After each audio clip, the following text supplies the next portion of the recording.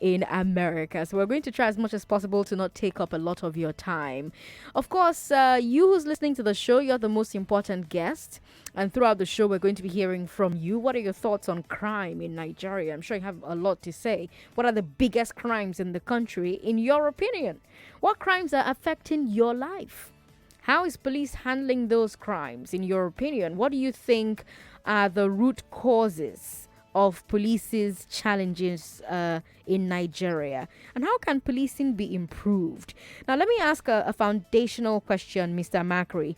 What is the state of policing in Nigeria today? Well, the state of policing in Nigeria is old. The structure is old. It's the one that we inherited from the colonial masters. We expect some involvement where it will meet up to the requirements of today, the crimes of today and the crimes of when we got independence. So I can see that actually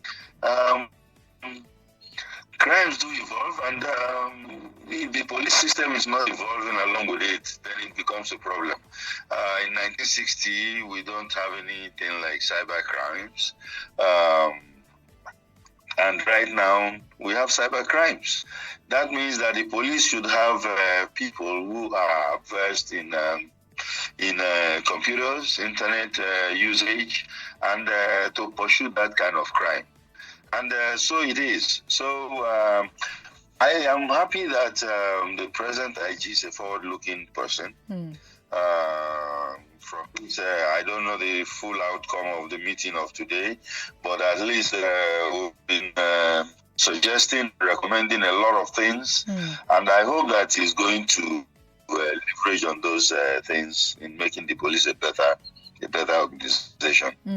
Well, we're going to find out how the entire retreat went and how today's last leg went as well when we hook up with our correspondent Ken, who's currently at the venue, and he'll be talking to us about what happened today. But before he joins us, some people will say that low funding is one of the root causes of the challenges that the Nigerian police faces. Would you agree? And what are some other causes, some other root causes of the challenges the Nigerian police faces that you can think of? Yeah, okay. You are very correct. One of the root causes will be financing, because I don't think they are having enough. Although we are below, the number of police in Nigeria is below 500,000. For the 20 million people that we have. Many of them are not well paid, and that is a known fact. I think the pay for the police should have come up a long time ago. You go to their welfare, go to the barracks and see where they are living. I would actually suggest that they should allow the police to live in town. They should live with everybody else and go to work from their homes. That way they are more closer to the people that they are trying to police. And of course, they can even pick up more information that way. And then, of course, equipment, training and equipment. You have to train them on these new methods of crime that criminals are using right now. And at the same time, the new technology that are available in the market, the new technology in policing, forensic science. I know that the police was training a lot of people on forensics because the forensic labs are gone. But the new IG had started training new sets of forensic scientists in the police. I know about that. And I think they will help us a great deal in investigations. Because these days things happen and they couldn't go and even investigate, because that's my problem with the police. They don't really investigate. Not that they don't want to, but I don't think they have the tools to investigate. If you see a dead man by the roadside, how do you know who killed him and who he is, and how do you find out what was involved in his killing? And these are the kinds of things that we should be used to.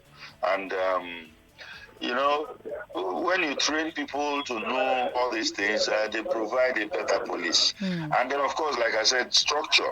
If the structure is dismantled, and let's bring it down. IG is talking about community policing, but they should go ahead and really, really effect it, because community policing means that you are bringing policing down to the grassroots.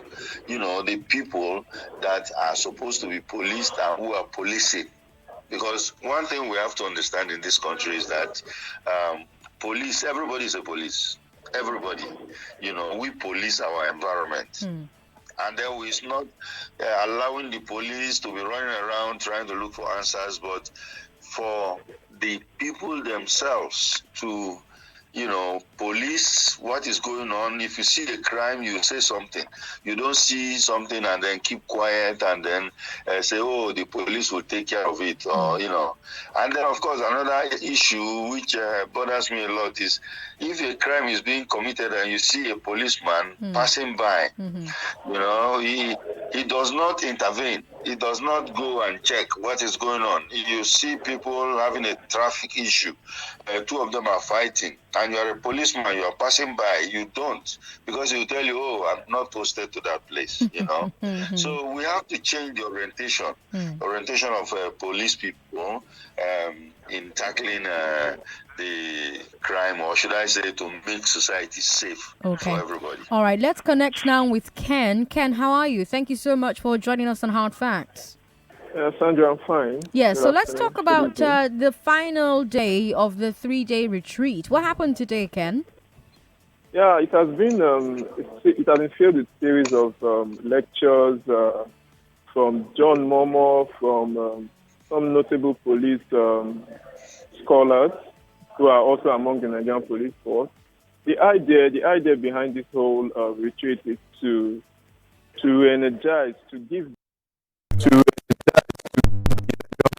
better ideas as to how to go about policing in our communities. And like what one of the speakers said, John Momo, he made mention of the fact that the Nigerian police is a brand, and officers of the Nigerian police should try as much as possible to protect that brand. And in doing so, he further stated that there's a need for effective communication side of the Nigerian police. He added that men of the Nigerian police should try as much as possible to communicate to the people they intend to arrest, so people understand, okay, why am I being arrested? Why is the police arresting me? What have I done? He was just making a point of the fact that there has to be a bit of communication on the side of the Nigerian police force. We have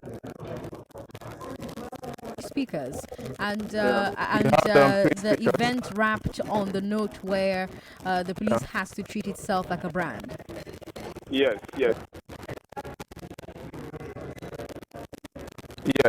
and the IG stated something after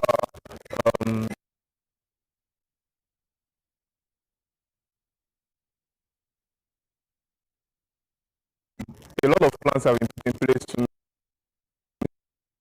policing is well dealt with, because a lot of complaints have been raised by the general public that there's need for the police to go closer to the people at the grassroots.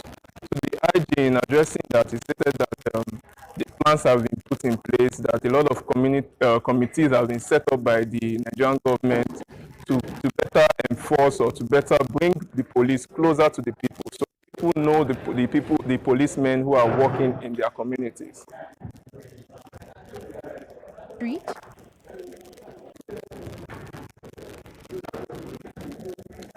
Yeah, we asked the IG on the major aim.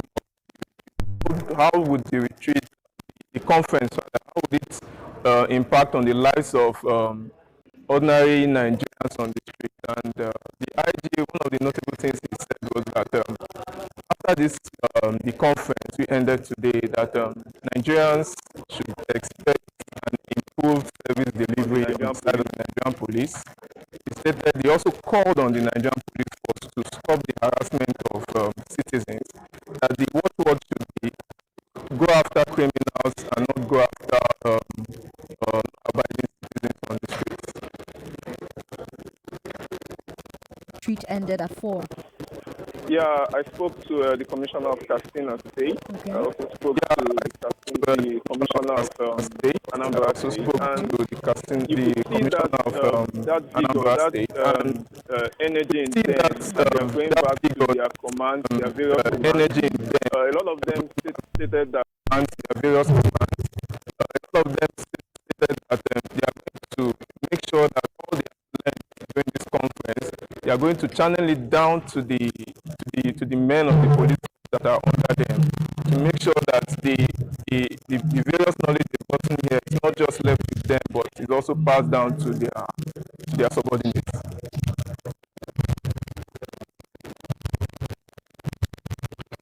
So, Mr. Makri, you've heard all the things that Ken said about the retreat, and what ended today as well. What are your thoughts? Yeah, I think it's a good one, especially where John Momo was saying that they should be able to communicate with people more. They should be able to tell the people, why they have been arrested or why they are around the area. It is not always when you want to arrest somebody that the policeman will come to your house. The policeman can always come to your house if there was a call that something was wrong or to help or to whatever. The police is supposed to be a service. And that's why sometimes some of us have advocated that we should change it from Nigeria Police Force to Nigeria Police Service. Because they are serving the public. They are serving the public. We keep on having this mentality of force because when the police was created in Nigeria, it was created to protect the colonialists, from maybe savage Nigerians. Okay.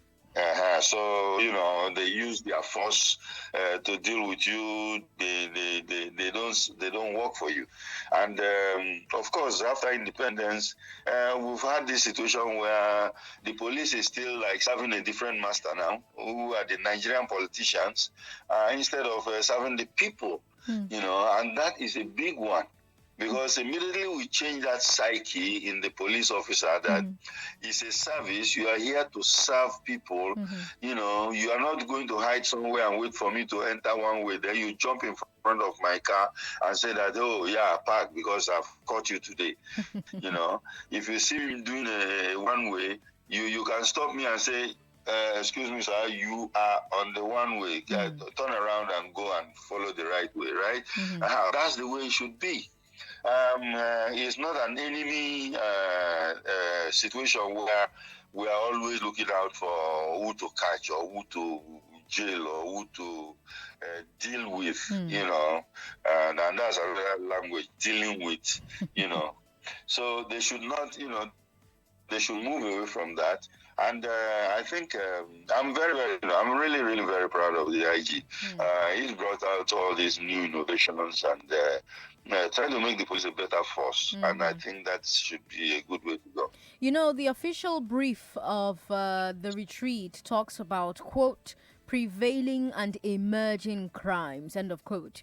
What do you believe are the prevailing and emerging crimes in Nigeria? Well, for one thing, we have cyber crimes. Cyber crime is, on the tops now. Of course, the number one is kidnapping, which is a very big one. The Nigerian police have not been able to get a handle on it.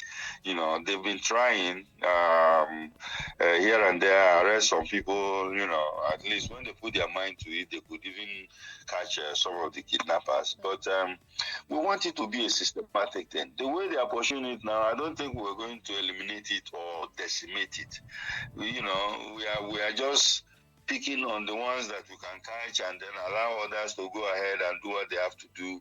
And then, of course, allow the ungoverned spaces in this country to exist. And when I mean ungoverned spaces, I mean spaces or areas where there is no law enforcement presence in this country. And there are many of them, you know. So, and those are the places they kidnap the people, they take them to, and then keep them there until they get the ransom. I think the Nigerian government has to come up with an idea, and that is a policy of not paying ransom. You know, not paying ransom, because like the United States government, they said they don't negotiate with terrorists and they don't pay ransom. And then if you take any of their people, you know that you're not going to get any ransom. You know, before we were worried that if we say we're not going to pay ransom, they might go ahead and kill the people, the hostages. But they've been killing hostages anyway. You know, so if we say that we don't want to pay ransom, and then of course back it up strongly with making it difficult to, you know, collect the ransom, because you know, people have said it. Kidnapping is a low risk and high yield activity. Okay. It's a low risk and high yield crime. So it is easy to kidnap somebody, and then of course when they pay the ransom, then your yield is high. You have a lot of money in your pocket. But how do you stop this? Now, in other countries, you can kidnap anybody because it's easy, but you cannot collect the money. You cannot collect the money. Even the kidnappers in Nigeria know that. That's why if they want to collect money to release somebody, they might even walk you up for a whole day before they finally collect the money, because they are scared whether they're going to be caught. You know, it is a very, very difficult one. And of course, there are tracers that they can plant with the money, whereby if you take that money wherever you go, it will tell the law enforcement people where you are, and when you try to even open or use the money, there might be some kind of marking, color markings that could get on you, and then you cannot wash it off until they catch you. So these are things they can do. And when you see, when it is so difficult and so unattractive for people to kidnap, then the people will start to think of other crimes that they want to commit. You don't continue to kidnap when you see that the law enforcement people are very, very serious about it. You understand? You know, so these are things that the police can do. And these little sciences, police sciences, are very, very much available. The Nigerian police are aware of it. They are collaborating with other foreign countries that are ready to help them to, you know, carry out these kind of things. So I think, they should go ahead and help themselves out on this. Okay. If you just joined the show, good evening to you. We're talking about the 3-day retreat that the Nigerian police force embarked on.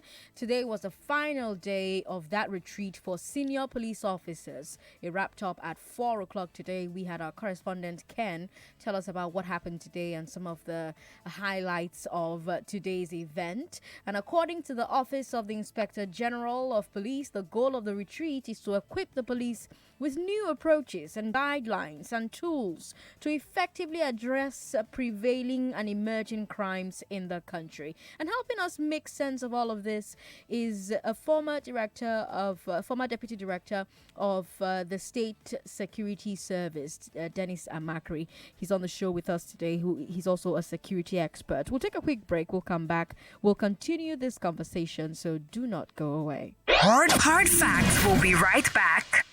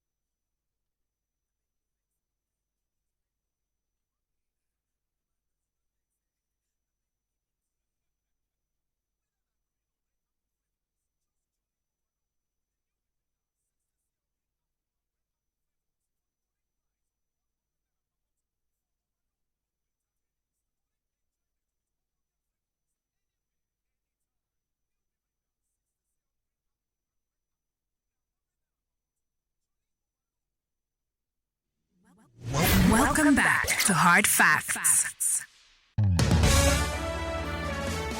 All right, Lagos, we're back on the show and we're having conversations about the 3-day retreat that senior police officers in Nigeria embarked on. And our big hard fact is that according to the Office of the Inspector General of Police, the goal of the retreat is to equip the police with new approaches, guidelines, and tools to effectively address prevailing and emerging crimes in the country. We have on the show with us a former assistant director of the State Security Service. His name is Dennis Amakri. I'm Sandra Ezekwesili. Thank you so much for joining us on the show. Before the break, sir, you mentioned that the police should see their work as a service. But we know that the police officers serving currently did not receive that orientation in their training or during their years on the force. Our people say they learn left hand for old age. So how easy would it be to change the orientation of over 300,000 veteran officers in the force? Is that a lost cause? Should we be thinking of a fresh crop of police officers? How do we recruit and train and retrain them if that's the case? Well, you know that the whole force depends on training and retraining. And even the new intakes that they are taking now, they should start training them from there so that they know that these are the principles of what they are going to be doing. It is a simple thing where you said it's very, you cannot learn new things when you're old, but the reason for training is to make sure that you readjust people to the mainstream of where you want them to be. So they could be trained. I don't have any doubt about it. For instance, I've been seeing Nigerian police using the Miranda law, which is basically American. It's American law where if they want to arrest you, they tell you that you have the right to remain silent, and anything you say will be used against you in a court of law. If you don't have an attorney will be appointed to you. Yeah, they are using it, but I don't think it's even official because I don't think the Miranda law is a Nigerian law. Although they might have seen it in movies and stuff like that, and they're picking it, yeah, fine. But teach them because it is something that they could use. It takes itself on the rights of the citizens, who are members of society. If you come to arrest me, at least you have to give me my rights. I have rights. And of course, in Nigeria, that's why I told you, if they don't train these people very well, they believe that their service, the police, the objective is to look for criminals and then arrest them and jail them. Not all Nigerians are criminals. So there is no way you are going to start treating everybody like a criminal. Everybody is not guilty until proven guilty, right? That's what the law says. So why don't you at least read people their rights? If they ask you, why am I being arrested? You can tell them a summary of why, you are arrested for murder. You are arrested for theft. Okay? But they will say, no, we are not telling you anything until we reach station. That is not it. Because it does not show the policeman as giving the right of the person. He has already condemned you. You cannot judge a person summarily before you take them to court. And then of course when they arrest people and take them to the police station, within 24 hours they should be able to appear in court.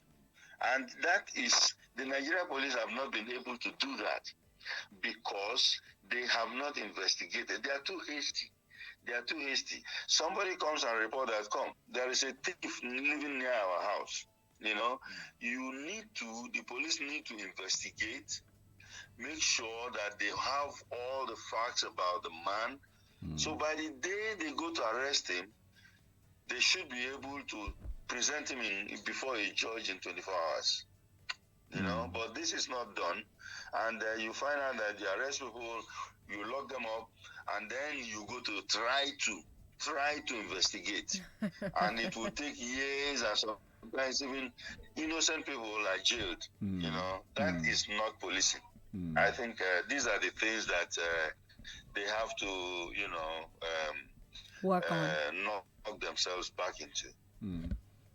Mr. Makri, also something of great concern. I did overhear Ken, our correspondent at the police retreat, talk about comments around effective communication for the police, and this deals directly with the public perception of the police, which over the years has taken a bashing.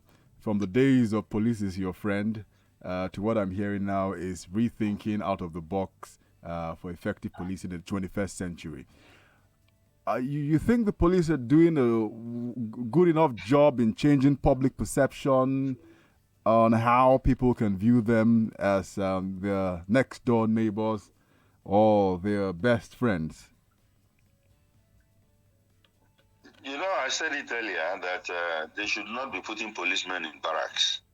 You know, only military people should be put in barracks because they can be called up at any time to go and do whatever they have to do. Policemen should be put in among civilians to live with people in town. You know, they should not be separated from the society they are policing. You know, and yes, if police is supposed to be your friend. Police is supposed to be your friend, and if he's trying not to be a friend and he's living among the people, they will know and they will tell him that you are supposed to be our friend. Why are you behaving like this? You know. In fact, they can always run to him and say, "Look, something is happening there," and because he lives in the society, he will respond to it. But if he lives in a barracks, he does not have any obligation. You don't even know him. In fact, this guy might be coming from Oboh, absolutely, to somewhere in Odupani in Calabar. Right. So he does not know the people. He does not know the terrain. He does not hear the language.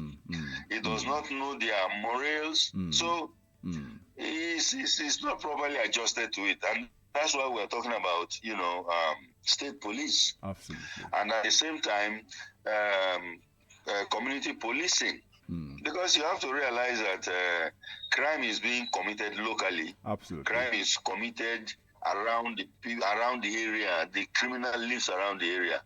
So if it is local, then the people in the locality should be able to know who he is and arrest him. So you're saying that with the frequency in how policemen are moved from one location to the other, rather than enrich their experience, it does a disservice to what they can bring into either a rural community or an urban area?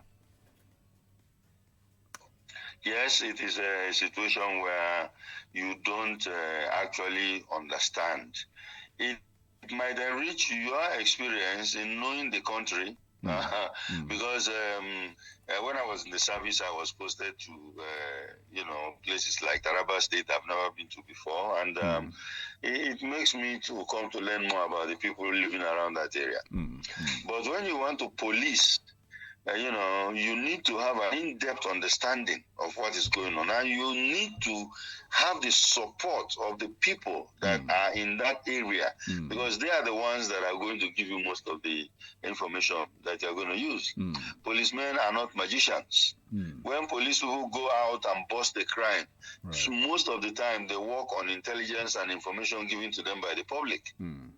So it is. You have to mix the police with the society, with the people, and that way you have better results. I know this is some gray area. A lot of people watch the movies and watch the detective series, and if you probably ask a child growing up, the first 1-2 occupations he or she is going to dream of becoming, they tell you it's a policeman because they watch maybe Chips or they watch LA Law or watch any of these cop movies. But in reality, many things are wrong, especially with the investigation process you mentioned and evidence gathering through the use of forensic. I've been to the FCID at Alagbon a couple of times, and I'm amazed that some of the equipment I see there here date back to the early 70s. in how fingerprinting, for example, is gotten and all of that. You say the policemen are not magicians, but are you concerned many times when the police say they arrived at they solved the case without the use of technology of any sort, and most times it just turned out to be confession? Yes, because you see, one thing is very clear. In policing, you have to use evidence. And it is even when you are interrogating people, it is that same evidence that you're using that will make them confess. You don't have to touch a suspect. You don't have to touch a suspect. A suspect will confess when you confront him with the evidence. A thief has gone to break into a bank. And then you catch him and say, oh, you are the guys that they said, broke into that bank. Oh, yeah, confess. He'll tell you that he's not guilty. He does not know what you're talking about. But if you show him that, yes, you and some 3 other people, and these are their names, you went down to break into this bank from the CCTV cameras that we have. Is that not you? You blow up and show his face and tell him that, okay, this is you, right? Now, what have you got to say about it? The next thing for him to do is to confess, because he knows that you've caught him. But when you are beating around the bush, the criminal knows that you are beating around the bush, and he's not going to cooperate with you. So all these kind of things, the technology that's available, the forensic sciences, should be used properly by police. We don't want a situation where policemen will just be beating around the bush and will not be able to tell, whether this man is a criminal or not. And you don't have to torture somebody. It's banned. It's an illegal thing declared by the United Nations. So you don't really torture people. You don't. Exactly. But you can interrogate them and bring out information. And the way to do it better is by using information. Because I think about whether there's been any progress over the years. If you look at cases, I remember the celebrated journalist who was bombed to death at Delegiwa in the mid-80s, or the Attorney General of the Federation and Minister of Justice, Bola Ige, in 2001, or Harry Marshall or Funshaw Williams, who was killed here in Lagos. And we had to get the FBI in here, and the first thing they said when they arrived at the scene was that the crime scene was compromised because you had 1,000 fingerprints and footprints all around the crime scene. And you look at what is going on today with kidnappings and all of that. Have we made any improvement in terms of showing resolve in putting money where it counts in boosting forensic infrastructure or technology, Like I said, we have not been able to do that. I know that the police is trying to. They contracted a European company that is now training Nigeria police. I think how many of them? Some thousands of policemen are being trained right now on forensic science. And these people are learning, and I believe that by the time they understand the whole thing, they should be able to solve some crimes, some of the cold cases that we have. We have some this Delegiwa case or Attorney General's case and stuff like that. These cases are cold now, and the crime scene, like you mentioned, were tampered with. They were tampered with by the time people, because Nigerians are like that. They don't understand that when a crime is committed, instead of staying away from the place, everybody rushed down there. Everybody rushed down there. Some are crying, some are moving all over the place and touching, and so all the contamination. The security people cannot do much. But if they have to cordon off the area, teach people too, because when police start to do their job, they should also know how to teach people. If there's a crime here, they cordon off the area and say, stay back, everybody stay back. Even if you are living in this house, stay back for now. And then they have to pick up samples. They have to pick up evidence, fingerprints, even smell. make sure that they have a very good evidence as per who committed the crime. So I think these are areas that they can improve in, and I hope that the police is getting ready for that. You know, there's some politics going on as well. The vice president represented President Buhari at the retreat, and he repeated the announcement that the presidency and IGP have made before, that the police is in the process of recruiting 10,000 police constables. These people will not be full police officers. They're meant to assist with community policing and administrative work in the stations. But the Police Service Commission, the PSC, has taken the IG to court over this policy. The PSC insists that they are the only body that can recruit new police officers. And guess what? The court agreed with them and ordered the IG to stop the recruitment exercise. So how come the Vice President Oshibajo, is still talking about this program in spite of the court order?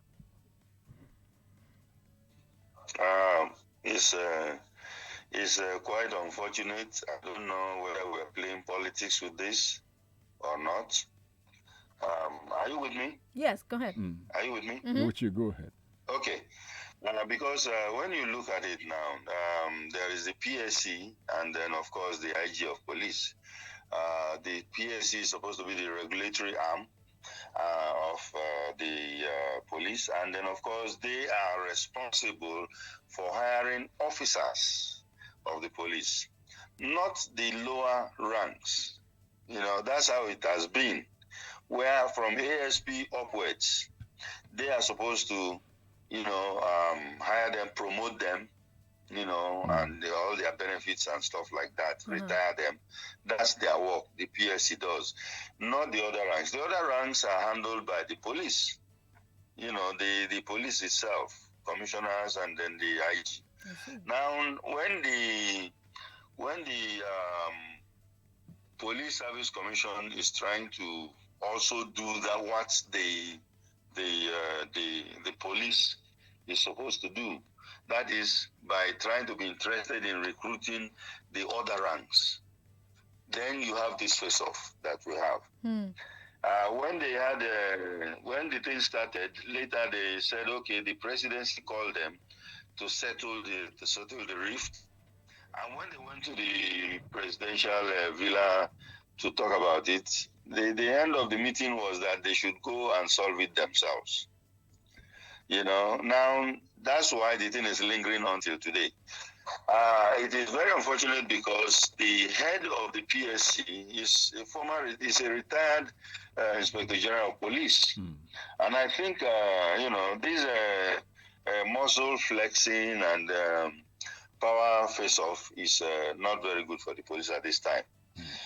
The IG needs to recruit these people because right now in fact, when they approved the 10,000, I was very, very much against it.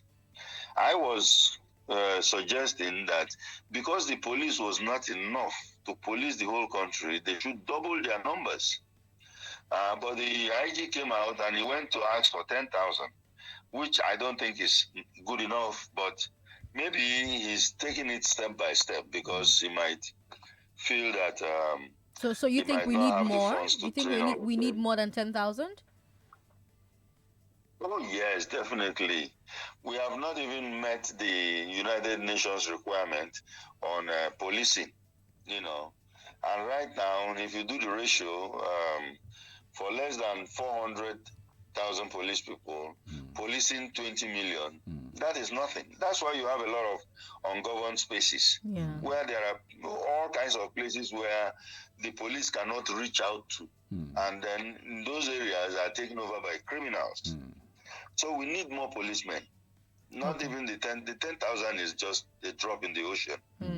Okay. Well, let's wrap up the conversation here. Dennis Amakri, thank you so much for talking to us about this on Hard Facts today. Thank you very much. Okay. All right. Thank you. Before we end the show, let's talk to you about some fancy news from Genesis. Yes. And of course, I am super excited to interrupt the Hard Fact Show to bring you guys this exciting information. Okay, so I know that there are a lot of movie lovers listening to us right now, and this is something that you absolutely love. And of course, it's coming from Genesis Cinema. So it's Genesis Cinema's movie time again, all right? And they are serving you hot movies all through this week. Okay, now guess what, guys? For as little as 700 naira, you can get to watch all your favorite blockbuster movies at the Genesis Cinemas. Okay, now listen, you can watch Maleficent 2, Gemini Man, Joker, in fact, all the movies that you can ever think of. You can get to watch them on Wednesdays, every Wednesdays for 700 naira only. That's amazing, right? Is it all day? Yes, all day. All day, 700 All day. I know you're asking because like Port Harcourt. Because today is Wednesday. Yeah. My show is finishing soon. Oh, yes.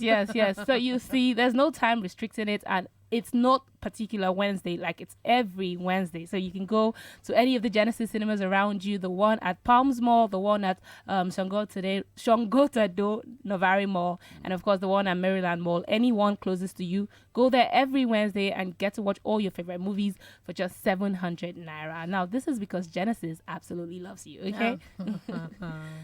Thank you so much for that. We've got about 3 minutes to take at least one or two calls. So give us a call 01277 0993 01277 1993 01277 2993 and 01277 3993. What are your thoughts on the conversation we've just had with Dennis Amakri? What are your thoughts on all of the insights that Ken shared with us when he was covering this event that happened for 3 days? And more importantly, what are your thoughts on crime in Nigeria? What are the biggest crimes in the country, in your opinion? What crimes are affecting your own life? How's police handling those crimes, in your opinion? And what do you think are the root causes of the challenges that Nigeria's police is facing? And how can we improve them? Do you have any hope that this retreat will change anything? Let's talk to you now. Hello. Thanks for calling us. Okay, call us back. Turn your radio off when you do. WhatsApp is 0809 5975 805. 0809 5975 805. It's quite the thing. Do you think any difference will be made by this retreat, Aghogho? Why are you asking me? Huh? Well, like Dennis Amakri did talk about, when I think of those numbers, 400,000 policemen estimated to 200 million people, 1 to 5,000. That's why we don't get to see policemen in several places that they should be. So it's such a huge problem. And I think the key thing is as the 21st century policeman. When I look at the way he's decked up in the Western world, and I look at the Nigerian policeman, and look at how he's decked up. But let's not even go to that. Let's go to the Ghanaian policeman for just.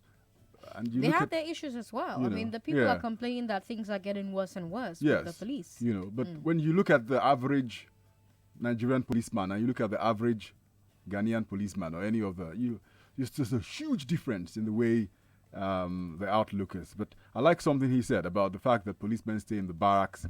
Take them out of the barracks, maybe we'll have something different.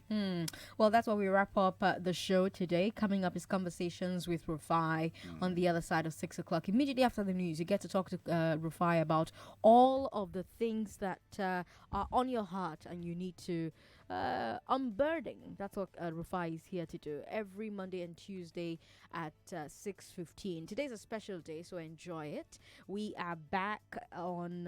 We're back tomorrow. Yeah, right. Yeah, it felt like a weekend there for a sec. We're back tomorrow at 3:15. So join us on Hard Facts when we come back. In the meantime, talk to us on Twitter. Ezekwesili, that's my handle. Aghogho on all my social media handles. Until then, Godin Asuko with the news and yalla. Those were your Hard Facts, Lagos. Good night. This is Hard Facts.